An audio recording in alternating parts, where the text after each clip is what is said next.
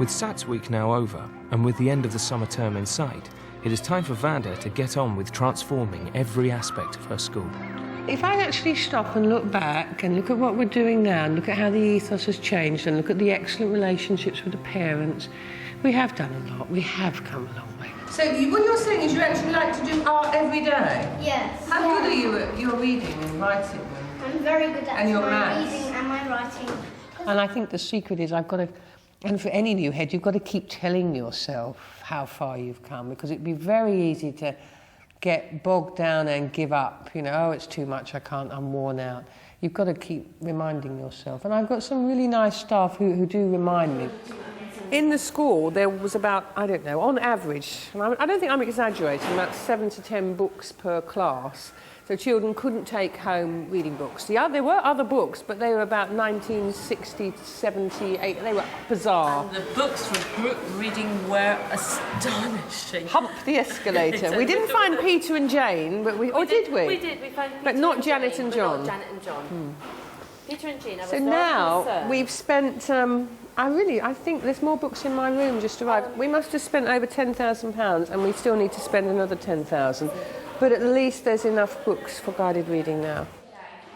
One of the key areas addressed in the action plan was early years teaching, and Vanda has brought in an entirely new approach to foundation and Key Stage 1. This is something that wasn't happening in September. Nice to see the group work with support staff. So we've got someone here doing some guided reading, and we've got someone over here doing guided reading. Now, these sort of small interventions, which will really raise standards, were not happening when I came in September. And Janet's been a key person in getting this training going with the consultants. So this is really nice to see, actually. So when we're walking about now, it's going to be more positive, I hope. Janet came here as a reading recovery teacher because we haven't got a literacy coordinator anymore. She's taken on that role in the early years and Key Stage 1. Vanda asked that all the teachers should find ways of making their book corners more exciting. When she tours the school to check on progress, she's disappointed with what she sees. It's it's messy, it's too squashed out, it's not good enough. And Jackie's is too squished up as well, but she's done better with it because she's got some posters that actually relate to children reading books. And we find the model ones, which we know there are, and then we'll get the others to come and look at them and show them. I think that's the best. And some of them have still got too much clutter, Janet. Well, look at this in the cupboard in the corner. You know, if you've got little children in here reading books and you've got your files and your folders there, and you sort of... Because it needed someone quite tough, and I think she's got that Scottish brusqueness where she can get things done. We'll pop into this one, because this is a classroom we converted recently. Hello. Back in January, Vanda had this classroom gutted so she could kit it out as a state-of-the-art early years room. The transformation is now complete. Frances works in the nursery and she's doing her degree. She's taking classes as an instructor, going to be a teacher here in the future. Frances has been a key person in this classroom in setting up these zoning areas. Can you just say a little bit about them? Well, each area's got a designated learning goal. So in the imaginative area, it's normally role play. It's a crown shop this week because it's linked in with the Cinderella story. We're now looking at a more child-centred approach to learning. Previously, it was very, very much teacher-directed. Now we start with the child and their interests, and then we build the curriculum around that. So all we've done simply really is we're still using the foundation curriculum with the early learning goals, but we've extended it. We've extended it to the end of year 1, and we're saying go outside in the outdoor environment and trying to make the learning more exciting and more creative. I think the teachers are more empowered. They were frightened at first because I was expecting them to teach in a different way, especially in early years.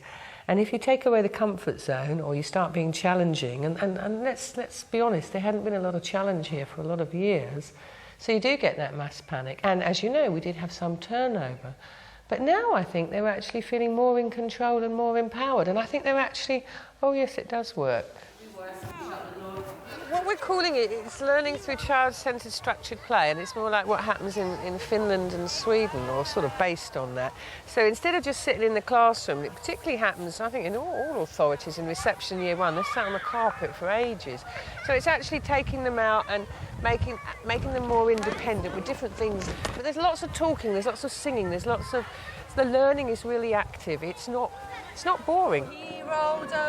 I know the head is very much for teaching a full curriculum, and I think the kids are going to enjoy it. She always says, teach them the work, make sure they enjoy it. 1, 2... Vanda is determined to meet the targets laid out for her by the Learning Trust.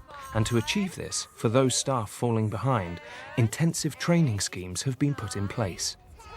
Actually, I'm quite cheered up. I went home a bit fed up yesterday. I think you need to come out and about a bit more. Sometimes you get involved in some horrible thing in your office and you actually forget what you've done. I'm glad you made me come out. It's cheering me up. From the outset, Vanda and myself, we made it very clear that if somebody's teaching wasn't quite up to scratch, then we would help them. There would be support put in. Whatever they needed, if they asked for it, then they would get it, and we would do that for them. You have to say the word to yourself to know on which chair to put it on. So let's go, Najiba, you can come and choose something from the basket. Monica Blasiak, reception class teacher, has just completed training in phonics. From the basket, show it to the class and tell them what is the last sound of that. It's just what we wanted them to do. So I just have written down, can the teaching assistants come and see this, and other teachers to look at Monica doing it, because it's so good. I'm particularly impressed about Monica. In fact, well, she's actually going to come into year 3. But yesterday Miriam said to me, oh, don't take her out of other years. But it's because she's got that talent and she's really fired up by the training and wants to develop her own career. And lovely. This is really nice, coming in and seeing that. Something from the basket, show it to the class. I think there'd been a distinct lack of training for all the teachers here.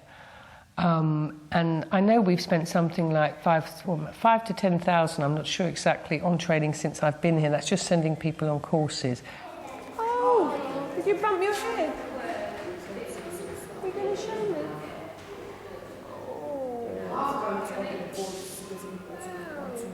There's a bumped head sticker. If you go into a good school, you wouldn't be doing any of this at all. I mean, we're having to really start at the bottom. But we're making progress, and I think we've made a huge amount of progress, but there's still a long way to go. Now, that's going to be different. We need to talk to Miriam about And it's not just the teachers Vanda is offering training to, but the school support staff as well. I'd like to do my MVQ level 2. Oh, no, I'm really pleased. You'd support me. Yes, you did. So yes, she's going to do her MVQ level 2. Isn't that good? Lots of people are coming to us now, and I'm really pleased. Right. So do we organise that through you when you're feeling better? Yes. Right. They're asking to do NVQs. I've got 3 of them now doing degrees. Really, they were ready and waiting to be led and willing to be trained. And I think, like most of us, they wanted the opportunity to develop their career and to take it further. Even with her new policies in place, each week brings unexpected situations for Vanda to deal with. Laura's our learning mentor here in the school. She's been working very hard with a Kosovan family who were made homeless some months ago, but Laura managed to get an extension to April. It's really difficult for them.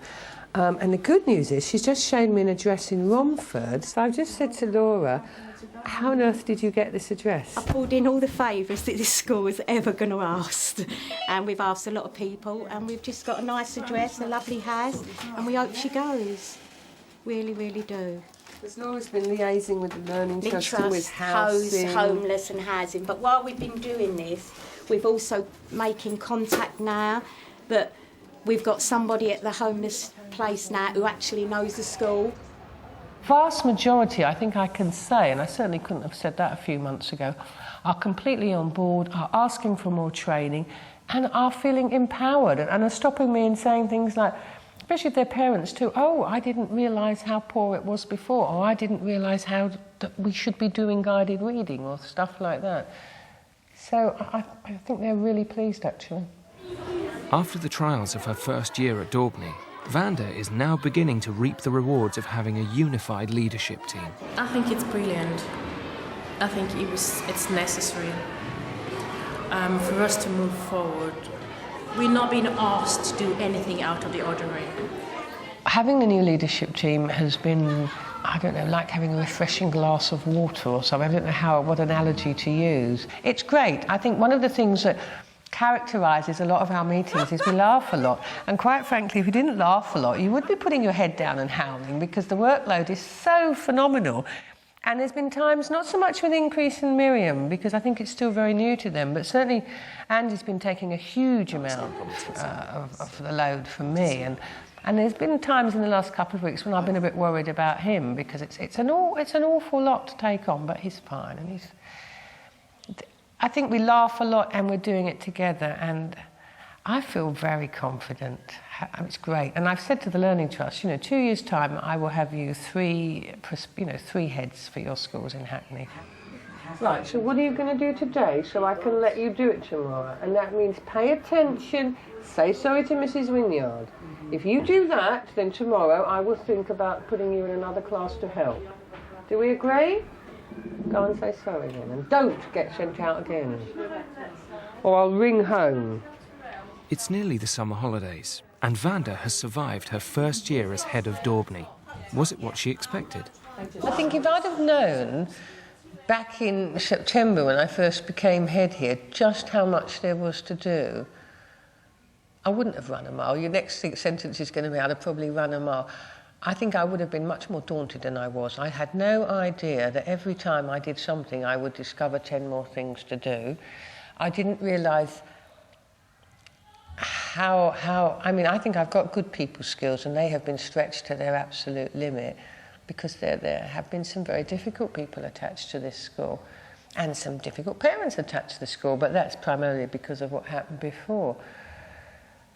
I really didn't realise how tough it would be. I think it has been the toughest journey I've walked. The highs of it are moments like when Darlington recites his poem. Okay, you ready? Big breath, lovely clear voice. Let's keep it. Let's keep it blue, the sky, the sea.